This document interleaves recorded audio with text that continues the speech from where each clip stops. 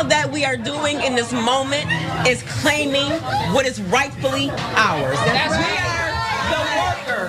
We are the workers. We do the work.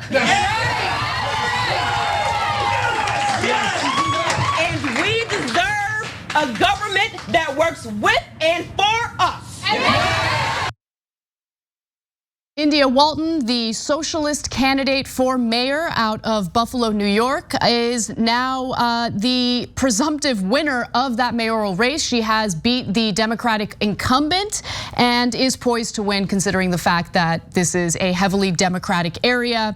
She will be the first socialist mayor in Buffalo, New York since the 1960s, but also the first female mayor of New York. And usually we'll hear from corporate Democrats focus on the identity portion of candidates without talking about the actual substance of the candidate. In this case, we have someone who is full of incredibly important ideas, someone of substance, but more importantly, someone who has the right class analysis in determining which policies are necessary for the people of Buffalo, New York. Let me give you more details about her. India Walton is a nurse and community activist who ran with the support of the Democratic Socialists of America and the Working Families Party. When the Associated Press called the race Wednesday morning, that was yesterday, Walton was leading Byron Brown, a longtime member of the Democratic establishment, by 7 percentage points, or by about 1,500 votes, with all of the in-person ballots counted. I want to go to this next video of her reaction to learning that she had won in this primary race. Let's take a look at what she told her mother. Mommy! I won! Mommy, I'm the mayor of Buffalo. Well, not till January, but yeah. Like, yes! Oh my God. Yes, Mom! I won! So awesome to see that. Like, when you're in this atmosphere of faux emotion and pandering to people, it's really nice to see real individuals run for these local races and win and also express themselves in an authentic way. But more importantly, this next video gives you a sense of what she stands for as someone who plans to fight for working people in New York. Yourself a socialist? Oh, absolutely.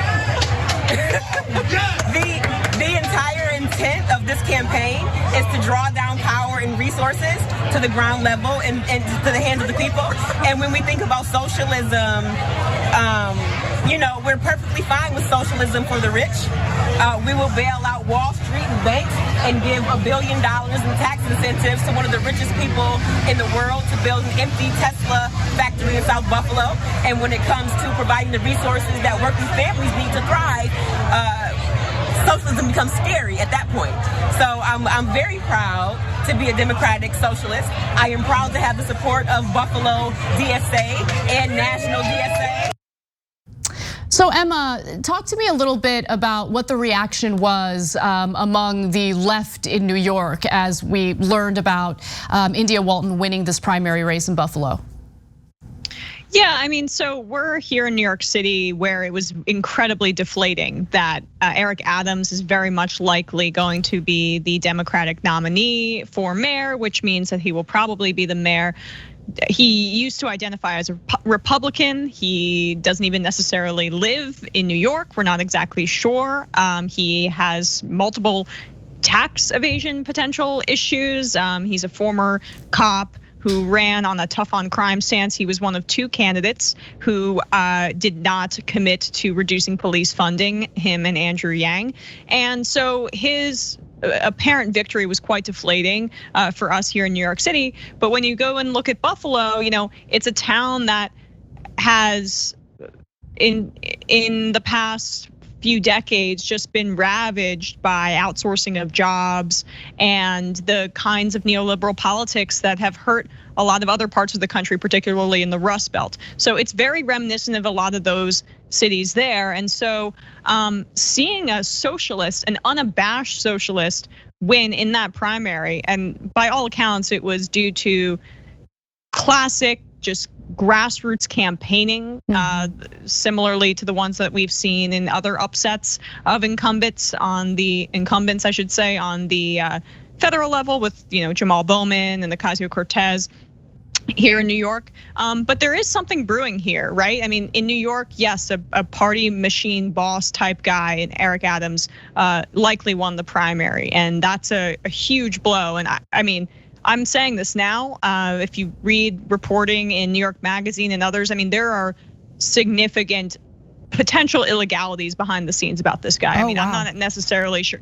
Yes, so I literally just did an interview on it. That's why it's so fresh in my mind. I think this is going to be a very plagued by scandal administration. So if he gets to office, but with India Walton, that's the kind of stuff where you go, we are making progress. And on the biggest stages, it may be difficult because there's so much money here in New York that's going in the other direction in a big city like New York City, obviously. And I know in LA you face the same thing, but we're chipping away, and a lot of that is due to grassroots organizing in places like DSA, who have been, unfairly besmirched by the online left that doesn't actually represent the left. Yeah, I'm glad that you mentioned that, because for anyone who's actually interested in what's been working on the ground, I think the New York DSA has been incredibly successful in organizing, in canvassing, and ensuring that in these local races, they get their candidate in. And it's really nice to see it, because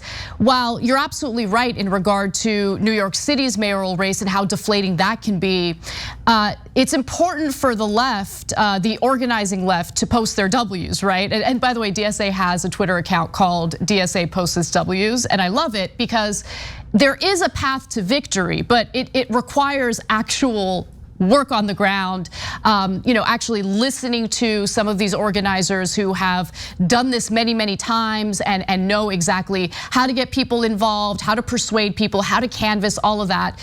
So look, the media is an important element to the left in regard to keeping people informed and making sure that we at least boost various organizing efforts when we get the opportunity to.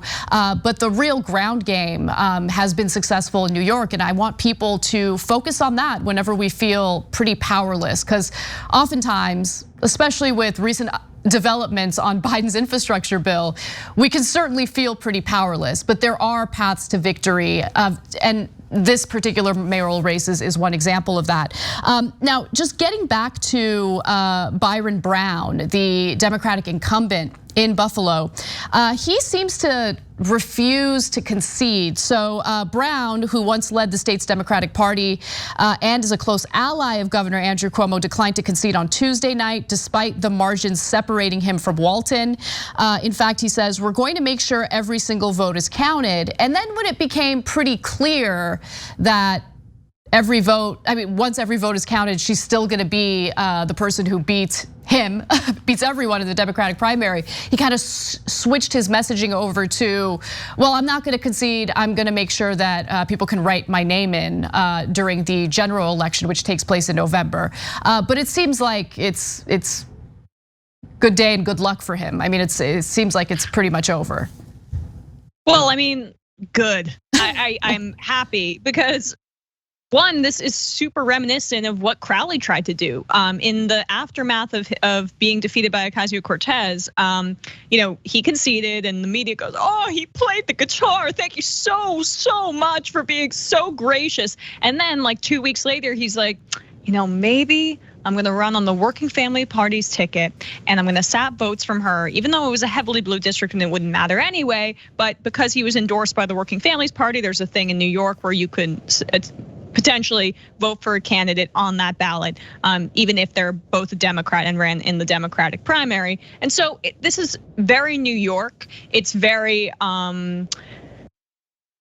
reminiscent of a lot of the tactics that we see from someone like Andrew Cuomo, from someone like Joe Crowley. In many ways, it's super retrograde here because it's an entirely blue state. And so it enables old school party boss type politics where people play extremely dirty. Yes. And so why I'm trying, and I know California is very similarly, and as we saw with Alex Morse, Massachusetts is similar. So when you have these big states where they're traditionally very blue, it creates corruption in and of itself because there's not really an opposition. Not that I want Republicans to win, but because it creates its own ecosystem, and then you have corruption in many different ways. So luckily, though, I doubt that this will be successful. It's probably just he's feeling a little bit butthurt, and this is one of the tactics that he's toying around with. Yeah, definitely. And one other thing I wanted to draw a little bit of attention to, because what you said about the money pouring into New York City's mayoral race made me think about how, it seems like the corporate Democrats, the neoliberal wing of the party, certainly neglected the mayoral race in Buffalo. But had they been paying closer attention to it, if they had injected more cash into defeating Walton in that race, I think they could have probably been successful in that because we've seen just how powerful money in politics really is. We're also seeing something really interesting in Ohio's 11th district. That's the race that Nina Turner is running in. She's trying to win that congressional seat, and she has a massive lead over the corporate Democrat in that race, who was just endorsed by Hillary Clinton. And why did Hillary Clinton endorse her? Well, because the corporate ring of the Democratic Party realized that Nina Turner had this massive lead and they needed to get involved immediately. When they're ignoring it, that's when progressive candidates can really succeed. And so immediately after that endorsement by Hillary Clinton, you see corporate money flowing into that race. Cenk thinks that it's already too late, but I do think it's an interesting case study to see what happens when corporate Democrats are distracted by a myriad of other things and actually allow democracy to, play out without the government, not the government, without the corporate corruption and lobbying taking place. Yeah, certainly. And that race is interesting too, because Nina Turner obviously had a lot more name recognition than the standard, DSA endorsed candidate that's going to be coming into a Democratic primary. So their guard was probably already up. But on the flip side, it's also beneficial to Nina because she's got that name recognition. And then, on that day that Hillary Clinton endorsed her opponent, she broke her single day fundraising record. Yep. So speaking of Jamal Bowman earlier in the segment, Hillary endorsed Elliot Engel, who was the incumbent. Bowman won. I think she did the same thing to Crowley. AOC won. Let's hope it's the kiss of death. And she's 3 for 3 here. I would love that. Totally. If she were to endorse me, if I ran for anything, I'd be like, no, don't curse me, don't curse me. I don't want that endorsement. And by the way, she would never endorse me, exactly. Which is good. It's a badge of honor. Thanks for watching the Young Turks. Really appreciate it. Another way to show support is through YouTube memberships. You'll get to interact with us more. There's live chat emojis, badges. You've got emojis of me, Anna, John, JR. So those are super fun. But you also get playback of our exclusive member-only shows and specials right after they air. So all of that, all you gotta do is click that join button right underneath the video. Thank you.